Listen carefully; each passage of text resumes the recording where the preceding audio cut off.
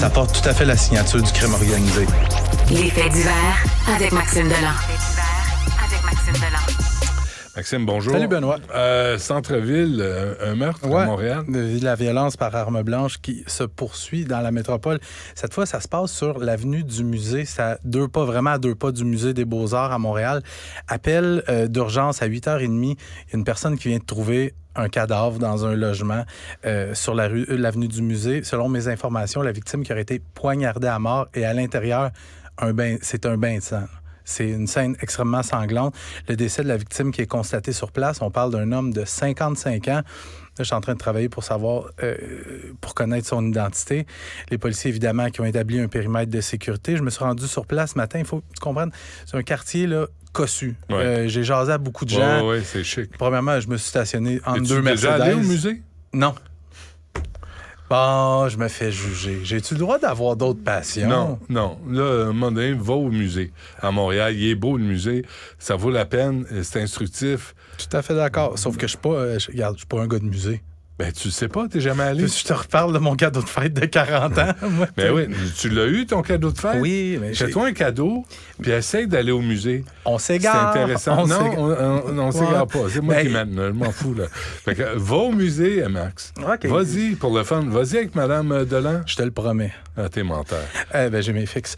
Puis c'est ça, c'est un quartier huppé. Je parlais aux gens. Eux autres sont pas habitués là, de voir la police débarquer là. Il y a une madame qui me disait, tu sais, on voit ça dans d'autres quartiers de Montréal. Ben oui. C'est dans notre rue. C'est comme, tu sais, les gens, quand ils voient que c'est à côté de chez eux, c'est comme là, ça devient plus grave. C'est chic au pied carré, là. Ouais, oui, c'est très chic.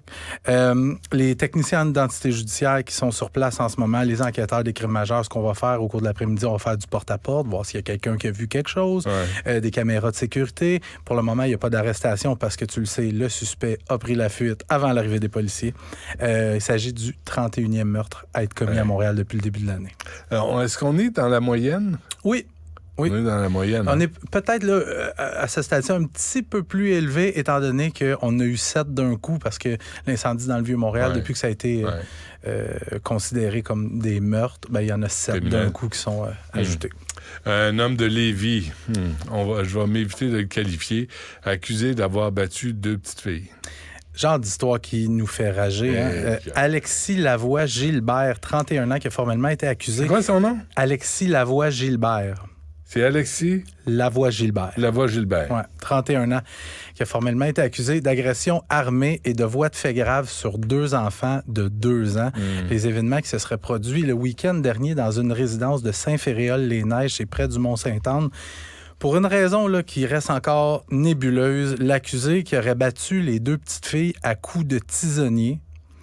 Les deux enfants qui ont subi quand même des blessures quand même graves, transportés à l'hôpital. On craint pas pour leur vie, ils seraient dans un état stable. Pour des raisons légales, on peut pas identifier le lien qui unit le suspect aux petites victimes. D'autres accusations qui pourraient être déportées contre Alexis Lavoie-Gilbert parce que lui, il revient en cours aujourd'hui au Palais de justice de Québec. Et on a laissé entendre que d'autres accusations pourraient être portées. Puis, tu sais, des fois... Oui, parce qu'il est capable de faire ça à 2 petites filles. Ça veut dire qu'il a déjà été capable de faire pire. Peut-être, mais moi, j'ai regardé les antécédents de ce gars-là. Pire ou pareil. Oui, aucun antécédent criminel. Ben, c'est pas fait pogner. Ben, je peux pas aller là. Et des fois, il y a une fuse qui pète pour une raison Ben, 2 petites filles. Oui, je comprends. Avec un tisonnier. Oui, mais c'est ça. Il faut que tu lèves de travers dans le trou de pète. Dans des histoires comme ça, là, je suis sûr que les gens qui nous écoutent, ils se font une image mentale du gars. Ben, certain. Puis j'ai fait des recherches sur lui. C'était un gars qui courait dans l'équipe de cross-country de l'Université Laval. Un grand, 5 pieds 7, je pense, 130 livres. Tu sais, tu regardes sa photo, il n'y a pas le profil de l'emploi. Un petit maigre. Ouais. Un petit maigre. Mais mince, qu'il faut dire. Non, maigre. Ouais. Ah, j'ai pas de sympathie. Là. Non, mais moi non plus. S'il est offusqué, ben, je dis qu'il est maigre, là, qu'il s'arrange avec ses problèmes. Mais... Quand tu bats 2 petites filles avec un tisonnier... Tu sais, 2 ans. 2 ans. Donc, voilà. Une policière ontarienne accusée d'agression. Moi, c'est CTV qui rapporte cette histoire-là. Je veux t'en parler. C'est une policière provinciale de l'Ontario qui fait face à 6 chefs d'accusation, dont entrée par effraction, séquestration, harcèlement, voies de fait. Les crimes qui y sont reprochés ont eu lieu alors qu'elle était en service en septembre 2022. Dans le fond, elle se fait laisser par son chum. Et là, elle est en service, puis elle dit, moi, j'y retourne parce que le nouveau chum s'est fait une nouvelle blonde. L'ex-chum s'est fait une nouvelle blonde. Donc, elle se présente chez son ex, habillée en police, avec son arme de service et tout ça. La policière Amanda Farrell est rentrée là, est restée pendant 15 minutes, mais 15 minutes, solide pétage de coche. Mais ça a l'air qu'elle les poursuivait dans la maison, puis elle les engueulait, puis elle a violenté la nouvelle conjointe. Puis la nouvelle conjointe qui donnait une entrevue, elle disait, elle a tout fait ça, tout le temps avec la main sur son arme de service. Tu sais, je dis, c'est un peu effrayant. Puis à un moment donné, là, la nouvelle conjointe, elle n'avait assez. Elle dit, là, ça suffit. Tu sacs ton camp ou j'appelle la police. Ce à quoi la policière a répondu, la police, c'est Bibi ici. Ouais. Pas tant, hein?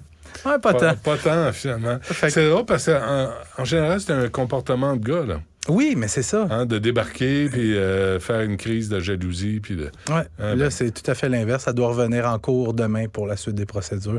Mais je voulais quand même te parler de cette histoire-là pour montrer que les histoires de violence conjugale, pas toujours les hommes. T'as raison. Des fois, c'est l'inverse. Parfait. Merci, Maxime. Salut. À demain.